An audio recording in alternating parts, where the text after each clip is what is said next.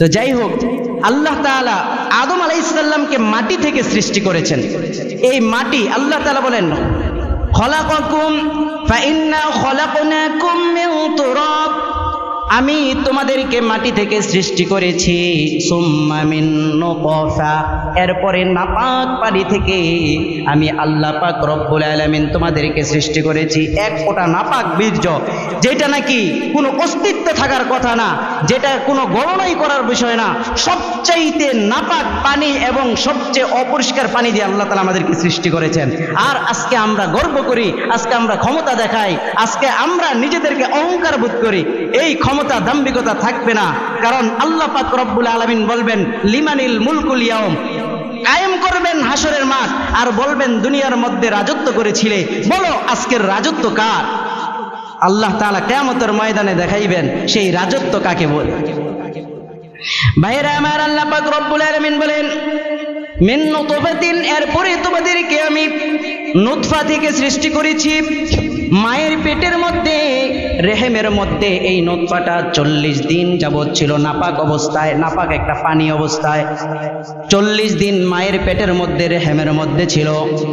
এরপরে হযরত ইবনে মাসউদ রাদিয়াল্লাহু তাআলা আনহু বলেন, মানুষকে আল্লাহ তাআলা যে সৃষ্টি করেছেন, মানুষকে আল্লাহ পাক রব্বুল আলামিন যে নুতফা থেকে সৃষ্টি করেছেন, এই নুতফাটা, নাপাক পানিটা মায়ের পেটের মধ্যে 40 দিন এভাবে নুতফা অবস্থায়, নাপাক পানির ফোঁটা অবস্থায় ছিল।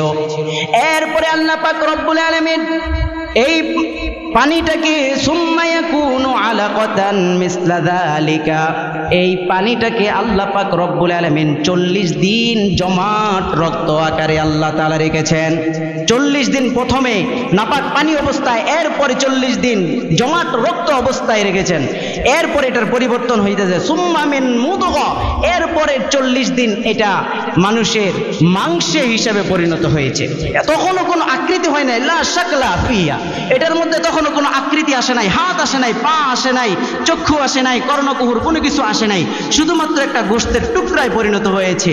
প্রথমে নাপাক থেকে 40 দিন, তারপরে 40 দিন হওয়ার পর 40 দিন পরে একটা জমাট রক্তে পরিণত হয়েছে, তারপরে সেখান থেকে একটা গোশতের টুকরায় পরিণত হয়েছে। এখনো হাত আসে নাই, পা আসে নাই, কোনো কিছু আসে নাই।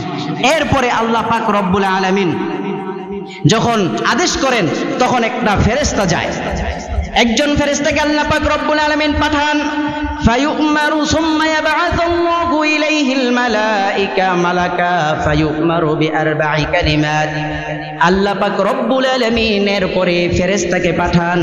পাঠানোর পরে আল্লাহ পাক রব্বুল আলামিন বলেন যে তার ব্যাপারে 4টা আদেশ করেন। 1 নাম্বার হইল ইয়াকতুবু আমালাহু, তার আমলকে লেখার জন্য আল্লাহ পাক রব্বুল আলামিন আদেশ করেন। সে কি আমল করবে, ভালো আমল করবে না মন্দ আমল করবে, দুনিয়ার মধ্যে সে আল্লাহ পাক রব্বুল আলামিন ফেরেশতাকে আদেশ করেন যাতে করে তার আমল সমূহ লেখে। এরপরে বলেন যে সুম্মা ওয়া আজালাহু, এরপরে যেন তার মৃত্যু, যেন আল্লাহ পাক রব্বুল আলামিন বলেন তার মৃত্যুটা লিখবে, সে কতদিন দুনিয়ার মধ্যে বাঁচবে, কোন জায়গায় মৃত্যুবরণ করবে। আল্লাহ পাক রব্বুল আলামিন তার মৃত্যুর অবস্থাটা, বর্ণনাটা, সময়সীমাটা লিখে দেন। এরপরে ওয়ারিসকাহু, তার রিজিকের ব্যবস্থাপনা আল্লাহ পাক রব্বুল আলামিন লিখে দেন। এরপরে আল্লাহ পাক রব্বুল আলামিন বলেন ওয়াশাকিয়ুন আও সাঈদ, এরপরে সে কি সৌভাগ্যবান হবে না দুর্ভাগা হবে, এটাও লিপিবদ্ধ করা হয়। 4টা বস্তু। 1 নাম্বার হইল সে কি আমল করবে, 2 নাম্বার সে তার কোথায় মৃত্যু হবে, কতদিন সে বাঁচবে, 3 নাম্বার তার রিজিকের কথা লেখা হয়, 4 নাম্বার সে সৌভাগ্যবান হবে না দুর্ভাগ্যবান হবে, এইটা তার লিখে দেওয়া হয়। এই জন্য ওই সময়টাতে, যেই সময়টা দেখবেন সময় গণনা করে, এই সময়টাতে বেশি বেশি করে আল্লাহর কাছে দোয়া করা, আল্লাহ যেন একটা সুস্থ সুন্দর সন্তান যেন আপনি দান করেন, আল্লাহ উত্তম চরিত্রের অধিকারী একটা সন্তান আপনি দান করেন, এই সময়টাতে বেশি বেশি করে দোয়া করা আল্লাহ তাআলার কাছে। এমনও বর্ণনায় এসেছে যে মুরব্বীরা বলে থাকেন যে দেখেন, গর্ভবতী মা যারা হন তারা যদি গর্ভ অবস্থায় যেটার প্রতি তাদের দৃষ্টিপাত বেশি বেশি পড়ে, তার সন্তানের প্রভাব, তার ওই দৃষ্টির প্রভাবটা সন্তানের মধ্যে পড়ে, দৃষ্টির যে প্রভাবটা এটা সন্তানের মধ্যে পড়ে। এটা সায়েন্টিফিকভাবে এটা লক্ষ্য করেছিল একবার, যে বহিরাগত কান্ট্রিতে, যে তারা স্বামী স্ত্রী দুজনই সাদা, দুজন স্বামী স্ত্রী সাদা, কিন্তু তাদের গর্ভের যে সন্তান জন্মগ্রহণ করেছে সে হলো একদম নিগ্র কালো। এখন তারা চিন্তা করতেছে, স্বামী নিজে বিপাকে পড়ে গেছে যে আমার এই সন্তান নাকি অন্য কারো সন্তান, সে বিপাকে পড়ে গেছে। তারপরে ডিএনএ টেস্ট করাইছে, এরপরে গিয়ে লক্ষ্য করলো যে না, তার সব কিছু ঠিক আছে, কিন্তু কারণটা কি খুঁজে পাইতেছে না। পরে যখন বিজ্ঞানীরা, ডাক্তাররা যখন তাদের বাসায় গেল, যাওয়ার পরে দেখতেছি দরজাটা খোলার পরেই দেখে যে একটা কালো মূর্তি তার চোখের সামনে পড়ে। এই মহিলা, গর্ভবতী মহিলা যে ঘরের মধ্যে প্রবেশ করে, প্রথমেই একটা কালো মূর্তি ঘরের মধ্যে তার নজরের মধ্যে পড়ে। এটার প্রভাবে ওই সন্তানটা কালো হয়েছে। চিন্তা করে দেখেন কেমন প্রভাব পড়ে। এই জন্য এই সময়গুলোতে মায়েদের উচিত হইল বেশি বেশি করে রাসূলুল্লাহ সাল্লাল্লাহু আলাইহি ওয়াসাল্লামের আকৃতি, রাসূল সাল্লাল্লাহু আলাইহি ওয়াসাল্লামের দেহ মুবারক হাদিস থেকে বর্ণনা করা হয়েছে। শামায়েলে তিরমিজি নামে একটা কিতাব বাংলায়ও পাওয়া যায়। হ্যাঁ, এটা যে কোনো ইসলামিক মাকতাবের মধ্যে গেলে, ইসলামিক লাইব্রেরিতে গেলে পাওয়া যাবে যে শামায়েলে তিরমিজি। এখানে রাসূল সাল্লাল্লাহু আলাইহি ওয়াসাল্লামের সব আকৃতি দেওয়া আছে। রাসূলের চুল মুবারক কেমন ছিলেন, রাসূলের দেহ মুবারক কেমন ছিলেন, কান মুবারক কেমন ছিলেন, এগুলো যখন মায়েরা পড়বে, চিন্তা করবে, তার দিমাগের মধ্যে আর ওই প্রভাবটা কার উপরে পড়বে? সন্তানের উপরে পড়বে। তখন সন্তান আল্লাহর রহমতে হয়তো সুস্থ সবল এবং সুন্দর হবে। তো এই জন্য মায়েদের উচিত এই সময়গুলোতে মোবাইল, টেলিভিশন, বিভিন্ন পাপাচার থেকে আল্লাহ তাআলা যেন এইগুলো থেকে হেফাজত করেন, হেফাজত থাকার চেষ্টা করে। এটা কিন্তু খুব একটা গুরুত্বপূর্ণ বিষয়। এই জন্য যখন সন্তান কি করে, এই সময়টাতে আসে, আল্লাহ তাআলা ফেরেশতাকে পাঠানোর পরে ফেরেশতা 4টা জিনিস লেখে। আর এই সময়টাতে আমরা আল্লাহর কাছে দোয়া করব, আল্লাহ যেন এই জিনিসগুলা, কয়টা জিনিস বলছি? 4টা জিনিস। 1 নাম্বার, আল্লাহ তাআলা তার মৃত্যুর কথা লেখেন, তার আমলের কথা লেখেন, তার রিজিকের কথা লেখেন।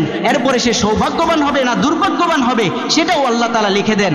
তো এই সময়গুলো আল্লাহ তাআলার কাছে দোয়া করা, আল্লাহ আপনি তো সন্তান দিবেন, কেমন দিবেন জানি না, আল্লাহ আপনি যেন একজন ভালো আমলে সলেহা, এমন যেন আমলে সলেহ করতে পারে এমন একজন সন্তান দান করেন, সে যেন নেককার হয়, তার মৃত্যু যেন আল্লাহ একদম সুন্দর হায়াত পায়, তার মৃত্যু যেন দীর্ঘায়িত হয়, হায়াত যেন দীর্ঘায়িত হয়, সুন্দর হায়াত হয়, এরপরে তার চরিত্র যেন সুন্দর হয়, তার যেন সুস্থতার সাথে সে যেন আসে।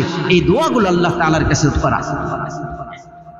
আল্লাহ তাআলার কাছে দোয়া করব আমরা, রব্বানা হাব লানা মিন আজওয়াজিনা ওয়া যুররিয়াতিনা কুররাতা আ'য়ুনিন ওয়াজআলনা লিল মুত্তাকিনা ইমামা। এই যে দোয়া আল্লাহ তাআলা শিখাইয়া দিয়েছেন, আমরা দোয়া করব রব্বি হাবলি মিনাস সালিহিন। এই দোয়া আমরা করব। ভাইরা আমার, লক্ষ্য করে দেখুন, সুম্মা মিন মুদগা, যখন নাকি ওই ফেরেশতা এগুলো লেখে, তারপরে আল্লাহ পাক রব্বুল আলামিন বলেন সুম্মা ইউনফাখু ফীহির রূহ, এরপরে তার মধ্যে রূহ ফুঁকে দেওয়া হয়, রূহটাকে তার মধ্যে দেওয়া হয়। এই আমলগুলো লেখার পরে তার মধ্যে রূহ দিয়ে দেওয়া হয়। এরপরে আল্লাহ তাআলা বলেন সুম্মা মিন মুদগাতিন মুখাল্লাকাতিন ওয়া গায়রি মুখাল্লাকা। দেখবেন কোন সন্তান একটা হাত থাকে না, আবার দেখবেন কারো একটা পাও থাকে না, কেউ অসম্পূর্ণভাবে দুনিয়াতে আসে, আবার কেউ দেখবেন সম্পূর্ণভাবে দুনিয়ার মধ্যে আসে, সুস্থ অবস্থায় আসে। আল্লাহ তাআলা এটাই বলছেন সুম্মা মিন মুদগাতিন মুখাল্লাকাতিন ওয়া গায়রি মুখাল্লাকা। কারো দেখবেন কেউ অসুস্থতার সাথে অসম্পূর্ণভাবে চলে আসে, আবার কেউ নাকি সম্পূর্ণ হয়ে তারপরে আসে। কেন আসে? যাতে করে আল্লাহ পাক রব্বুল আলামিন বলেন লিনুবাইয়িনা লাকুম, তোমাদের কাছে স্পষ্ট করার জন্য, ওয়া নুকিররু ফিল আরহামি মা নাশাউ ইলা আজলিন মুসাম্মা থুম্মা নুখরিজুকুম তিফলা। এরপরে আল্লাহ পাক রব্বুল আলামিন যতদিন ইচ্ছা, আল্লাহ তাআলা যতদিন চান ততদিন মায়ের গর্ভের মধ্যে সন্তানটা রাখেন। এরপরে সুম্মা নুখরিজুকুম তিফলা, সন্তান রূপে আল্লাহ তাআলা দুনিয়াতে প্রেরণ করে দেন। সুবহানাল্লাহ। আল্লাহ তাআলা বললেন যতদিন আল্লাহ চান ততদিন মায়ের পেটের মধ্যে রাখেন। এই কথাটা বলতেছি এই কারণেই, দেখবেন ডাক্তাররা অনেক তাড়াহুড়া করে, গেলেই বলে সময় শেষ, তাড়াতাড়ি সিজার করার। 1 নাম্বার রোগ এটা। আসলে অনেক এমন আছে যারা 10 মাস পার হওয়ার পরে, 13 মাস 14 মাস পরে গিয়েও জন্মগ্রহণ করেছে, এমনও আছে। এমনকি ইমামদের মধ্যে ইমাম শাফি রহমতুল্লাহ আলাইহি 10 মাস পার হওয়ার পরে গিয়ে তারপরে উনি দুনিয়াতে আসছেন। তাহলে চিন্তা করে দেখেন, আল্লাহ তাআলা বলছেন আল্লাহ যতদিন চান আল্লাহ ততদিন রাখেন। তো আল্লাহ পাক আমাদের সবাইকে বুঝার তৌফিক দান করুন। আল্লাহ পাক রব্বুল আলামিন বলেন, সুম্মা আখরাজাকুম মিন বুতুনি উম্মাহাতিকুম লা তা'লামুনা শাইআ। আল্লাহ পাক রব্বুল আলামিন মায়ের পেট থেকে আমাদেরকে বের করেছেন, এরপরে বলেন লা তা'লামুনা শাইআ, তা তোমরা কোনো কিছুই জানতে না, কোনো কিছু বুঝতে না। আমরা কোনো কিছু বুঝতাম, মায়ের পেট থেকে আসার পরেই আমরা কান্নাকাটি করতাম, খাইতে পারতাম না, উঠতে পারতাম না, বসতে পারতাম না, নিজের ইচ্ছায় কোনো কিছু করতে পারতাম না, জানতামও না। وَجَعَلَ لَكُمُ السَّمْعَ وَالْأَبْصَارَ وَالْأَفْئِدَةَ, আমি তোমাদেরকে শ্রবণ শক্তি দিয়েছি, দৃষ্টি শক্তি দিয়েছি, এবং তোমাদেরকে অন্তর দিয়েছি, লাআল্লাকুম তাশকুরুন, যাতে করে তোমরা দুনিয়াতে আমার শুকরিয়া আদায় করতে পারো, আমার কৃতজ্ঞ হতে পারো, যাতে তোমরা শুকরিয়া আদায় করতে পারো, আমার কৃতজ্ঞ হতে পারো। এই জন্য আমি আল্লাহ তাআলা তোমাদেরকে দৃষ্টি শক্তিও দিয়েছি, শ্রবণ শক্তিও দিয়েছি। কতটা আল্লাহ তাআলা মেহেরবান। আল্লাহ পাক আমাদেরকে সুস্থ রেখেছেন এই পর্যন্ত আমরা দেখতে পেরেছি। কারো যদি একটা হাত চলে গেছে, ক্যান্সারের কারণে হোক, যে কোনো কারণে হোক, দুনিয়ার কোনো মানুষ পারছে একটা হাত দিতে? পারে নাই। কোনো মানুষ পারবেও না একটা চক্ষু দেওয়ার জন্য, কোনো মানুষ পারবে না একটা কান দেওয়ার জন্য। মানুষের কোনো ক্ষমতা নাই, দিয়েছেন একজন, তিনি কে? আল্লাহ। দেখেন, আল্লাহ পাক রব্বুল আলামিন যখন মায়ের পেটের মধ্যে আমাদেরকে রেখেছিলেন, আমাদের খাবারের প্রয়োজন ছিল না? অবশ্যই প্রয়োজন ছিল। আমরা মায়ের পেটের মধ্যে খাবার খেয়েছি। কি খেয়েছি? আল্লাহ তাআলার রক্ত, যেই নাপাক রক্ত, ওই রক্তের ব্যবস্থা করেছিলেন। মায়ের মাসিক বন্ধ করে দিয়ে নাভির মাধ্যমে আল্লাহ তাআলা আমাদেরকে ওই মায়ের গর্ভের মধ্যে রেখে মায়ের রক্তকে আমাদের ভিতরে দিয়ে তারপর আমাদেরকে লালন পালন করে বড় করেছেন। এখন একটা প্রশ্ন, আল্লাহ তাআলা মুখ দিয়ে না খাওয়ায়া নাভি দিয়ে কেন খাওয়াইলেন? না, রক্তটা হলো নাপাক, রক্ত হয়েছে নাপাক। এই নাপাক রক্ত যদি আল্লাহ মুখ দিয়ে খাওয়াইতেন তাহলে মুখটাও নাপাক হইতো। আল্লাহ তাআলা নাপাক জিনিসটাকে নাভির মাধ্যমে খাওয়াইছেন, আমাদের দেহের মধ্যে ঢুকিয়েছেন, কিন্তু মুখটাকে আল্লাহ তাআলা পবিত্র রেখেছেন, যাতে করে বান্দা দুনিয়ার বুকে এসে এই পবিত্র জবান দিয়ে আল্লাহ তাআলার জিকির করে, আল্লাহ তাআলার শুকরিয়া আদায় করে।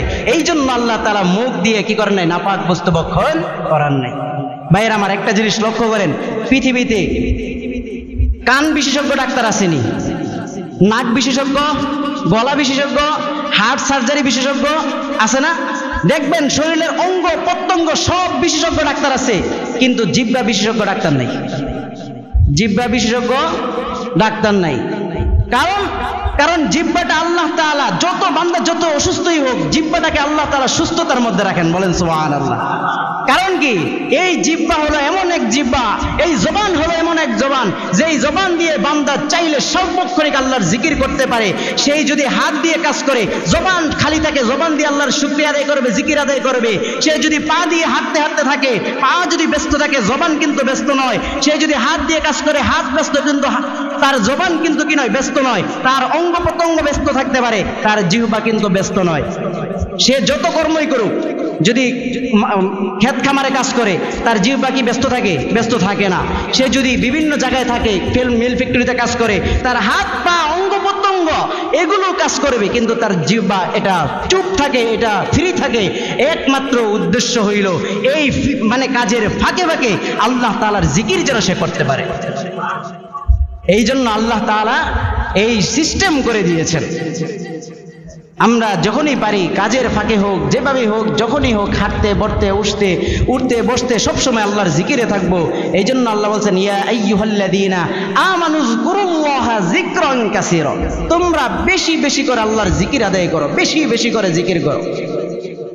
ভাইরা আমার, আল্লাহ পাক রব্বুল আলামিন আমাদেরকে সন্তান শিশু হিসেবে আমাদেরকে দুনিয়ার মধ্যে প্রেরণ করেছেন।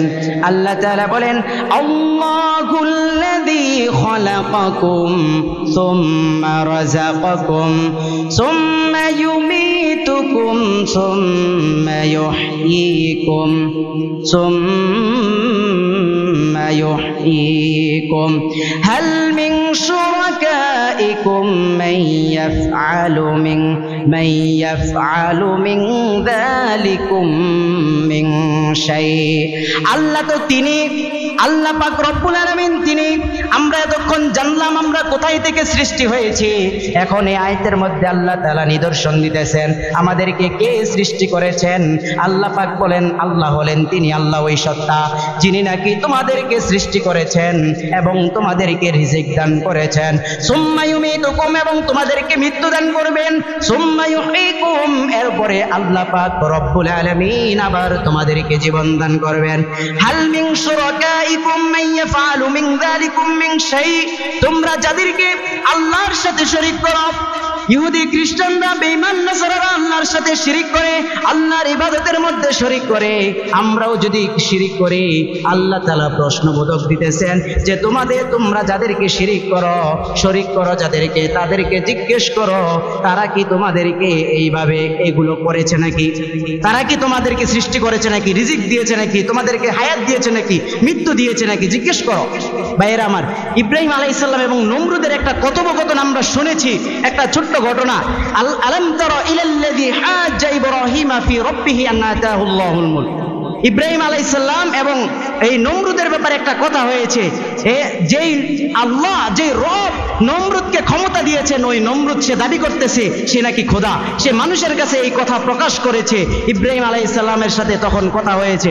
আলাম তারা ইলাল্লাযী হাজ্জা ইব্রাহিম ফি রাব্বিহি আন আতাহুল্লাহুল মুলক ইয ক্বালা ইব্রাহিম রাব্বিয়াল্লাযী ইউহয়ী ওয়া ইউমীত।